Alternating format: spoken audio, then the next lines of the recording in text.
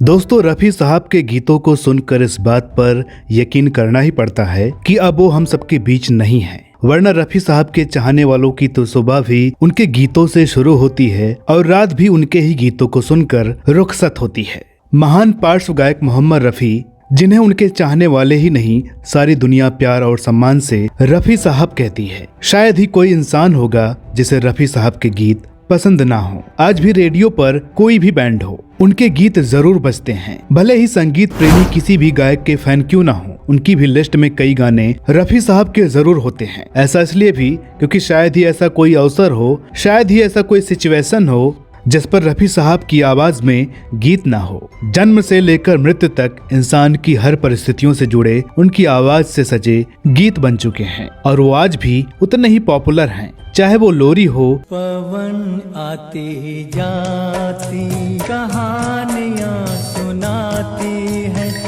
यारी दोस्ती के गीत हों, मेरी दोस्ती मेरा प्यार, या विवाह के अवसर के गीत हों, आज मेरे यार की शादी है, चाहे वो विरह के गीत हों, गम उठाने के लिए मैं तो जिए जाऊंगा, मौज मस्ती से भरे गीत हों। हमें काले हैं तो क्या हुआ, दिल वाले हैं। रोमांटिक गीतों में तो उनकी कोई सानी ही नहीं है। कारता चला हूँ मैं गली गली बाहर की। सबसे बड़ी बात कि रफी साहब हर शैली में पूरे परफेक्शन के साथ गाते थे। चाहे वो शास्त्रीय संगीत हो, गजल हो, पाश्चात्य संगीत हो, सूफी हो, भजन हो, कव्वाली हो या लोक संगीत हो। दोस्तों, रफी साहब की तारीफ में अल्फाज कम पड़ जाते हैं। यह सत्य है कि उनकी तारीफ करना सूरज को दिया दिखाने के बराबर है। जैसा कि हम सभी जानते हैं कि आज 24 दिसंबर को रफी साहब का जन्मदिन है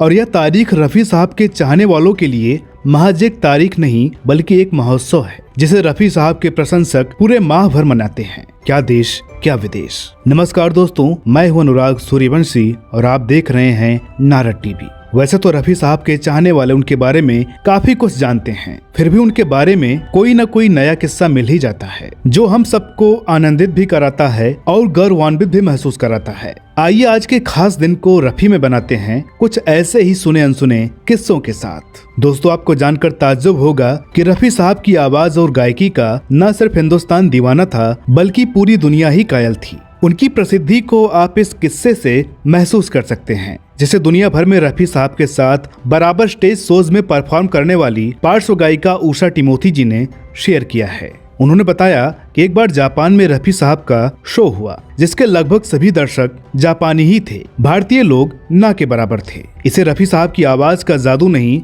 तो और क्या कहेंगे कि किसी को हिंदी न समझ में आने के बावजूद भी शो हाउसफुल रहा। ऐसे एक शो में जहां अंग्रेज दर्शकों की संख्या बहुत ज्यादा थी, उनके लिए रफी साहब ने अपने 2 गीतों का अंग्रेजी अनुवाद करवाया और उन्हें इस अंदाज से गाया जैसे कोई अंग्रेज गायक ही गा रहा हो। वो दोनों गीत हैं बहारों फूल बरसाओ, मेरा महबूब आया है और हम काले हैं तो क्या हुआ, दिल वाले हैं। अगर आपने ना सुना हो तो इसका लिंक डिस्क्रिप्शन में है, आप उसके जरिए सुन सकते हैं। दोस्तों, बहुत कम लोगों को पता होगा कि रफी साहब को बचपन में प्यार से सब फीको नाम से पुकारते थे। रफी साहब इतने सादगी पसंद, सरल और कम बोलने वाले इंसान थे कि हर कोई जो भी उनको जानता था, उनको गाते देख उनकी आवाज और अंदाज को सुनकर ताज्जुब करता कि क्या ये वही शख्स है जो इतना धीरे बोलता है, इतना धीरे कि कई बार तो उसकी बात भी समझ में नहीं आती है। दरअसल रफी साहब कम बोलकर अपनी एनर्जी को बचा कर रखते और उसे गाते वक्त इस्तेमाल करते। रफी साहब को संगीत के साथ साथ आवाज और बोलों की अदायगी की भी बहुत अच्छी समझ थी।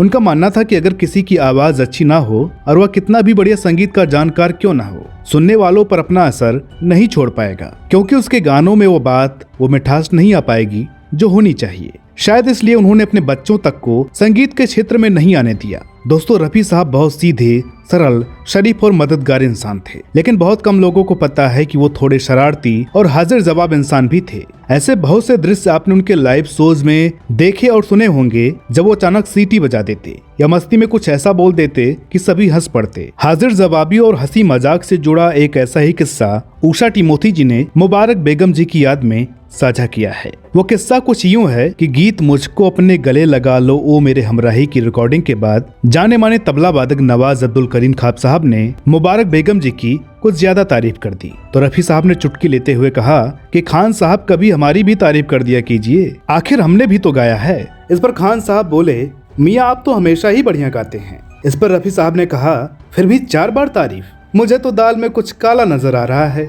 उसके बाद तो हर कोई खान साहब की टांग खींचने लगा, जिससे परेशान होकर खान साहब थोड़े नाराज से होते हुए बोले, साहब मैं चला आपके ग्रुप को छोड़कर, आपके सोज आपको ही मुबारक। रफी साहब ने फिर चुटकी ली, अच्छा जी, जाते जाते भी उन्हीं का नाम जुबां पर। रफी साहब की इस बात पर तो सबके साथ साथ खान साहब भी हंस पड़े। दोस्तों, रफी साहब से जुड़े ऐसे न जाने कितने किस्से हैं जिसमें उनकी उदारता और देश सेवा की भावना का भी पता चलता है। जैसे किसी भी नए संगीतकार से गाने के बदले पैसे न लेना और ज्यादा जिद करने पर सिर्फ 1 रुपया लेना, कितनों की मदद करके उसके बारे में अपने परिवार में भी जिक्र न करना, जेब में जो भी हो बिना गिने किसी को भी दान दे देना। रफी साहब का कहना था कि जब अल्लाह मुझे देते वक्त गिनती नहीं करता तो मैं क्यों गिनूं। दोस्तों, एक ऐसा ही किस्सा है रफी साहब की दिलदारी और देश प्रेम से जुड़ा। रफी साहब अक्सर अपने सोच के सिलसिले में विदेश जाते रहते और जब भी वापस आते तो सबके लिए कुछ न कुछ लेकर आते। बच्चे कभी कभी फरमाइश भी करते और अगर नहीं भी करते तो भी उनकी पसंद की चीजें रफी साहब उनके लिए ले ही आते। एक बार रफी साहब विदेश के दौरे से वापस लौटे। आने के बाद वो काफी खामोश थे। सबने देखा वो खाली हाथ आए हैं, किसी के लिए कुछ लाए नहीं हैं। लेकिन उस वक्त किसी को भी उनसे कुछ पूछने की हिम्मत नहीं पड़ी। बाद में कुछ दिनों बाद पता चला कि रफी साहब ने अपने उन सोच के सारे पैसों से एक डायलिसिस मशीन खरीदकर मुंबई के एक अस्पताल को दान कर दिया था। उस वक्त ऐसी मशीनें भारत में बहुत कम थी और वो अच्छी तरह से जानते थे कि उस मशीन से बहुतों का भला हो सकता है। दोस्तों, रफी साहब को खुद भी डायबिटीज थी और उन्हें मीठा बहुत पसंद था, लेकिन डायबिटीज के कारण घर में हर कोई उन्हें मना करता तो वो मुस्कुराते हुए कहते, बस थोड़ा सा चख कर सुन्नत पूरी कर लेने दो। दोस्तों, रफी साहब एक महान गायक थे, ये तो हर कोई जानता है, लेकिन शायद ही किसी को पता हो कि वो बहुत ही उम्दा संगीतकार भी थे। हालांकि उन्होंने कभी भी यह बात किसी को बताई भी नहीं और ना ही इस क्षेत्र में उन्होंने कभी करियर बनाने को सोचा। आपको याद होगा कि 60 के दशक में एक फिल्म आई थी। यह फिल्म मुगलों के आखिरी बादशाह बहादुर शाह जफर पे आधारित थी, जिसके संगीतकार थे एस.एन. त्रिपाठी। एस.एन. त्रिपाठी ने रफी साहब से कहा कि साहब इस फिल्म के गाने आपको ही गाने हैं, धुन सुन लीजिए। रफी साहब ने कहा कि मेरे जहन में भी कुछ धुनें हैं, पहले आप वो सुन लीजिए, फिर आप जैसा कहें। एस.एन. त्रिपाठी जी ने कहा, जरूर, क्यों नहीं। रफी साहब ने उस फिल्म के 2 गानों को अपने द्वारा रचित धुनों में गाकर सुना दिया। उन गानों को सुनकर एस.एन. त्रिपाठी ही नहीं, वहाँ मौजूद हर कोई वाह वाह कह उठा। एस.एन. त्रिपाठी ने रफी साहब से कहा कि इससे बेहतर धुनें तो मैं कभी नहीं बना पाता। रफी साहब ने कहा, ठीक है, फिर आज आपका जन्मदिन है तो मेरी तरफ से यही आपके जन्मदिन का तोहफा समझिए। जानते हैं वो दोनों गीत कौन से हैं? उन गीतों के बोल हैं, ना किसी की आंख का नूर हूँ और लगता नहीं दिल मेरा उजड़े दयार में। ये दोनों ही गीत उस दौर में बहुत ही कामयाब हुए। इस घटना को भी अभी कुछ दिनों पहले ही पार्श्व गायिका उषा टिमोथी जी ने ही पहली बार साझा किया है। दोस्तों, आखिरी वक्त में रफी साहब को आभास हो गया था कि शायद अब वो ज्यादा दिन और नहीं जी पाएंगे। संगीतकार नौशाद साहब बताते हैं कि रफी साहब के साथ जब आखिरी गाना जिस रात के ख्वाब आए उन्होंने रिकॉर्ड किया, तब रफी साहब बात बात पर रो पड़ते और जब नौशाद जी ने उनको गाने के पैसे देना चाहा तो बोले, नहीं मैं पैसे नहीं लूंगा, मैं पैसे नहीं लूंगा, और यह बोलते हुए वहाँ से निकल गए। ऐसा ही कुछ हुआ जब रफी साहब ने फिल्म आस पास में लक्ष्मीकांत प्यारेलाल जी के लिए अपनी जिंदगी की आखिरी 4 पंक्तियां तेरे आने की आस है दोस्त गाई थी। रिकॉर्डिंग के बाद जब रफी साहब ने बहुत भावुक होकर लक्ष्मीकांत जी के कंधे पर हाथ रखकर कहा, अच्छा अब चलता हूँ। लक्ष्मीकांत जी को बहुत अजीब लगा कि रफी साहब ऐसा तो कभी नहीं कहते, आज ऐसा क्यों बोल गए। तभी दरवाजे से वापस आकर रफी साहब ने कहा, बस अब बहुत हो गया, अब चलता हूँ, और यह कहकर निकल गए। उस वक्त तो लक्ष्मी जी ने सोचा कि शायद रफी साहब सोच और रिकॉर्डिंग से थक गए हैं, इसलिए कुछ दिन आराम करने की बात कर रहे हैं। मगर जैसे ही उन्होंने रफी साहब के इंतकाल की खबर सुनी, उन्हें समझ में आ गया कि रफी साहब की इशारे इशारे में दुनिया से जाने की बात को उस रोज वो महसूस नहीं कर पाए। दोस्तों, रफी साहब से जुड़े इसी किस्से के साथ हम आज का वीडियो यही समाप्त करते हैं और नारद टीवी मोहम्मद रफी साहब को उनके चाहने वालों की तरफ से उन्हें जन्म दिवस की हार्दिक शुभकामनाओं के साथ यही कहता है कि न फनकार तुझसा तेरे बाद आया, मोहम्मद रफी तू बहुत याद आया। दोस्तों, उम्मीद करते हैं कि आज का ये एपिसोड आपको पसंद आया होगा। ऐसे ही रोचक वीडियोस देखने के लिए जुड़े रहें नारद टीवी के साथ। साथ ही साथ हमें फॉलो करें फेसबुक, ट्विटर और इंस्टाग्राम पर। तो दोस्तों, मिलते हैं अगले एपिसोड में एक और नई कहानी के साथ। तब तक के लिए नमस्कार।